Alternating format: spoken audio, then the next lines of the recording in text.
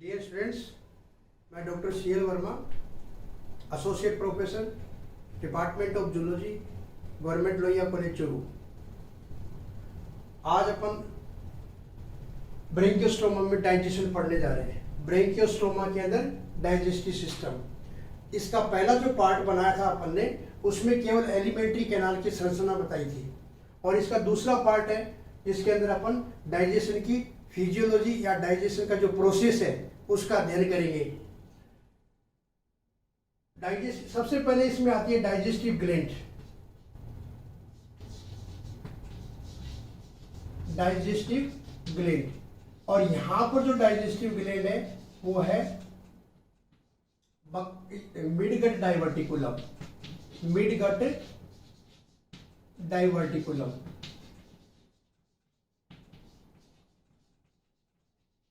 और इसके अलावा है मिडगट की gland sales. Midgut gland sales. तो यहां पर जो डाइजेस्टिव ग्लैंड है वो क्या है? मिडगट डाइवर्टिकुलम, और इसके अलावा मिडगट की में के अंदर जो ग्लैंड सेल्स होती है वो भी डाइजेस्टिव एंजाइम है वो सीक्रेट करते हैं। यहां अपन डायग्राम में देखिए, सबसे पहले एक बार इसको रिपीट कर देता हूं। ये रोस्ट्रम है, इसके नीचे ये ओरल हुड है, ये वाला वेस्टिब्यूल है। वेस्टिब्यूल के अंदर ये वाइल ऑर्गन दिखा रखे हैं। उसके बाद में विलम का पार्ट आता है, विलम में वेलार टेंटिकल्स दिखाएं। ये एंटेरोस्टोम है, ये पूरी की पूरी फेरिक्स का पार्ट है। ये एंडोस्टाइल है, ये पेरीफेरेंजियल बेंड है, और ये एपीफेरेंजियल ग्रूव है। उसके बाद में ये इंटेस्टाइन का जो पोर्शन है, यहाँ पर ये इसोफेगस दिखा रखा है। इसके बाद में ये मिडगट डाइवर्टिकुलम है, ये मिडगट का पोर्शन, फिर हाइडगट का, फिर रेक्टम का, और लास्ट में एनस आता है। ये सारी की सारी चीजों का अध्ययन अपन इसकी एलिमेंट्री कैनाल की संरचना में कर चुके हैं। यहाँ पर जो डाइजेस्टिव ग्लैंड है वो कौन सी है? मिडगट डाइवर्टिकुलम, और ये वाली मिडगट डाइवर्टिकुलम है। ये मिडगट डाइवर्टिकुलम कहाँ पर होती है? इसोफेगस और मिडगट के बीच में होती है मिडगट डाइवर्टिकुलम, और ये एक तरीके से लीवर का काम भी करती है और डाइजेस्टिव ग्लैंड का काम करती है। यहाँ पे इस मिडगट डाइवर्टिकुलम के अंदर बहुत सारे सीलिएटेड एपिथेलियम पाई जाती है। सीलिएटेड एपिथेलियम होती है यहाँ पे, और इस मिडगट डाइवर्टिकुलम के अंदर जाइमोजन सेल होती है, जाइमोजन सेल्स। और वो जाइमोजन सेल्स है वो 3 प्रकार के एंजाइम का स्राव करती है: एमाइलेज, प्रोटीएज और लाइपेज। ये 3 प्रकार के एंजाइम का स्राव करती है जो प्रोटीन, कार्बोहाइड्रेट और फैट का पाचन करते हैं। इसके अलावा यहां पर डाइजेस्टिव ग्लैंड के अलावा पाचक एंजाइम मिडगट ग्लैंड सेल्स के द्वारा भी किए जाते हैं, क्योंकि इसकी मिडगट के अंदर क्या पाए जाते हैं? कुछ ग्लैंड सेल्स पाई जाती है जो कि पाचक एंजाइमों का स्राव करती है। इसके बाद में अपन लेते हैं सेट, ये हो गया डाइजेस्टिव ग्लैंड। डाइजेस्टिव ग्लैंड के बाद में यहां पर देखते हैं फूड। अब यहां पर इसका ब्रेंकियोस्टोमा का फूड क्या होता है? Protozoans, algae, diatom, diatoms, desmids, ये इनका भोजन होता है। और ये अपने आप में क्या होता है? फिल्टर फीडर होता है। फिल्टर फीडर या सीलियरी फीडर जंतु होता है। फिल्टर फीडर या सीलियरी फीडर जंतु होता है। नेक्स्ट पढ़ते हैं अपन इंजेक्शन। भोजन का अंतर्ग्रहण कैसे होगा? देखिए, अपन ने पहले संरचना में बता चुका थे कि यहां पर सबसे आगे इसके क्या पाया जाता है? Oral hood. इस ओरल हुड के बाहर क्या पाए जाते हैं? खूब सारे बक्कल, सिराई पाए जाते हैं। तो यहां से पानी की धारा अंदर प्रवेश करती है। अब पानी की धारा अंदर प्रवेश क्यों करेगी? क्योंकि फेरिक्स का जो पार्ट अपन ने बताया था उसमें खूब सारे गिल्स बार होते हैं, सेकेंडरी गिल्स बार और प्राइमरी गिल्स बार। और उन गिल्स बार के अंदर जो गिल्स बार है वो सीलिएटेड एपिथेलियम के द्वारा आश्रित होती है, और उस सीलिएटेड एपिथेलियम में लेटरल सीलिया और फ्रंटल सीलिया पाए जाते हैं। उन लेटरल फ्रंटल सीलिया के मूवमेंट के द्वारा एक वैक्यूम बनता है, और उस वैक्यूम के द्वारा पानी की धारा अंदर प्रवेश करती है। इस पानी की धारा जब अंदर प्रवेश करती है उसमें जो वेलार टेंटेकल्स है वो भी इसके अंदर हेल्प करते हैं, वेलार टेंटेकल्स भी इसके अंदर पूरी हेल्प करते हैं। तो ये पानी की धारा अंदर प्रवेश करती है। जब पानी की धारा अंदर प्रवेश करती है तो सबसे पहले पानी की धारा प्रवेश करती है तो किसके संपर्क में आएगी, ओरल हुड के बक्कल सिराई के द्वारा। और वो बक्कल सिराई इस प्रकार से मूवमेंट करते हैं कि भोजन के बड़े पार्टिकल्स को अंदर प्रवेश नहीं करने देते हैं। इसका मतलब यहाँ जो वाटर करंट अंदर प्रवेश करती है उस वाटर करंट में वाटर के अलावा इसका फूड भी होता है, और वो आता है सबसे पहले वेस्टिब्यूल में या उसकी मुख गुहा के अंदर। मुख गुहा के अंदर खूब सारे क्या पाए जाते हैं, फोल्ड्स पाए जाते हैं, जिनको अपन वहील ऑर्गन बोलते हैं। इन वहील ऑर्गन के ऊपर सेंसरी पेपिला होती है जो पानी की रासायनिक जांच भी करने का काम करता है। उसके बाद में ये विलम के थ्रू और पानी प्रवेश करता है फेरिक्स में। तो जिसके एक छिद्र होता है यहाँ पर, जिसका नाम अपन ने क्या बताया था, एंटेरोस्टोम। इस एंटेरोस्टोम के द्वारा पानी यहाँ पर प्रवेश करता है फेरिक्स में। और फेरिक्स में पानी प्रवेश करने के बाद में फेरिक्स के अंदर गिल स्लिट्स पाए जाते हैं। उन गिल स्लिट्स के द्वारा जो पानी है वो फेरिक्स से बाहर आकर के, ये क्या दिखा रखी है अपने, एट्रियल कैविटी, इसकी देहगुहा मान लीजिए एट्रियल कैविटी।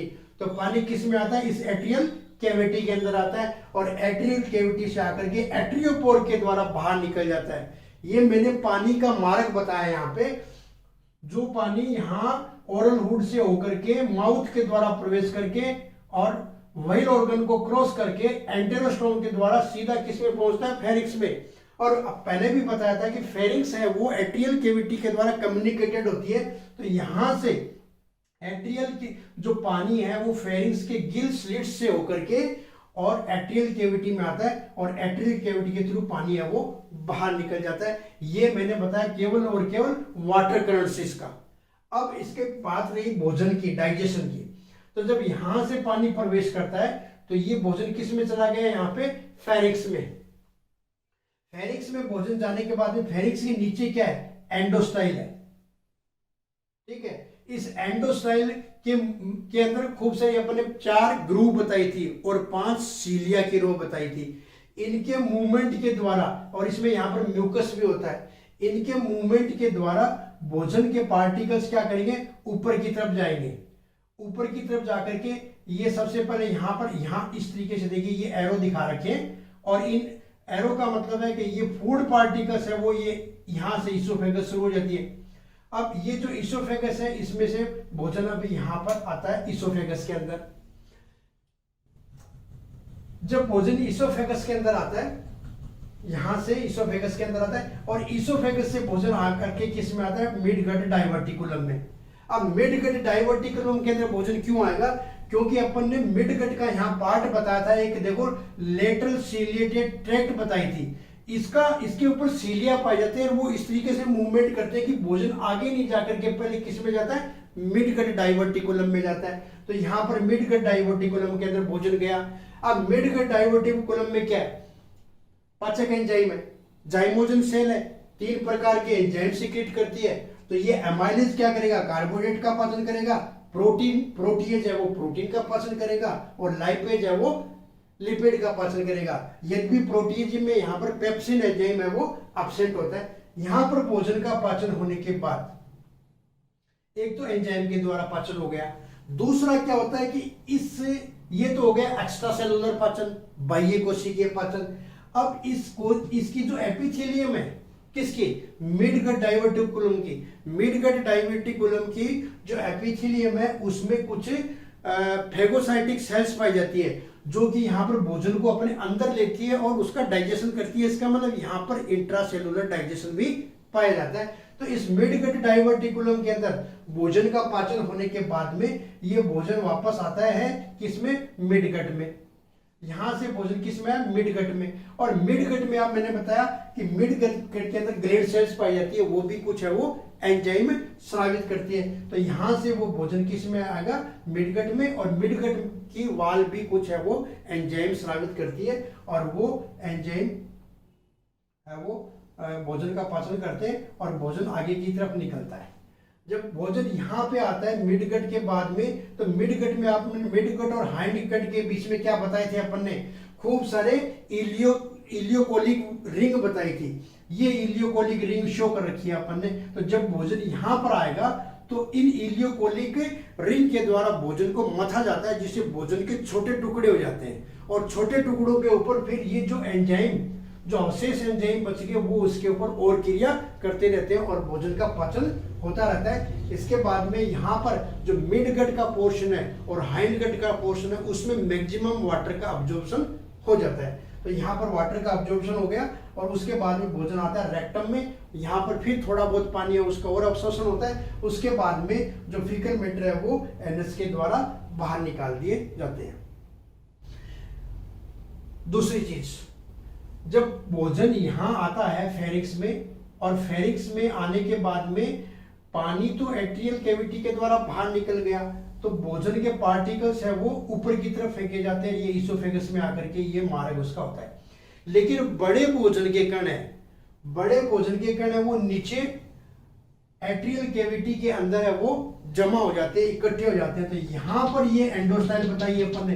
तो जो बड़े भोजन के पार्टिकल्स हैं, वो बड़े भोजन के पार्टिकल्स किसके संपर्क में आएंगे, इस पेरीफेरेंजियल बेंड के संपर्क में आएंगे, और वो पेरीफेरेंजियल बेंड के अंदर जो सीलिया होते हैं वो मूवमेंट करते हैं, तो भोजन को ऊपर की तरफ पहुंचाते हैं। तो अपन ने जो ये एरो दिखाया है, ये एरो क्या शो करते हैं कि जो बड़े भोजन के पार्टिकल्स है जो फेरिक्स में नीचे जम गए, वो भोजन के पार्टिकल्स यहां से पेरीफेरेंजियल बेंड के द्वारा ऊपर उठा करके इसोफेगस में डाले जाते हैं। और सामान्य जो छोटे पार्टिकल्स है वो अपन ने ये एरो दिखा रखे हैं, तो छोटे पार्टिकल्स तो सीधे ऊपर चले जाते हैं, और बड़े पार्टिकल्स होते हैं वो यहाँ पर पेरीफेरेंजियल बेंड जो होता है उसके अंदर के जो सीलिया होते हैं उनमें मूवमेंट होने की वजह से, और वो यहाँ पर आकर के इसोफेगस में आते हैं। तो ये एक थोड़ा सा टिपिकल संरचना है जो कि समझना आवश्यक था।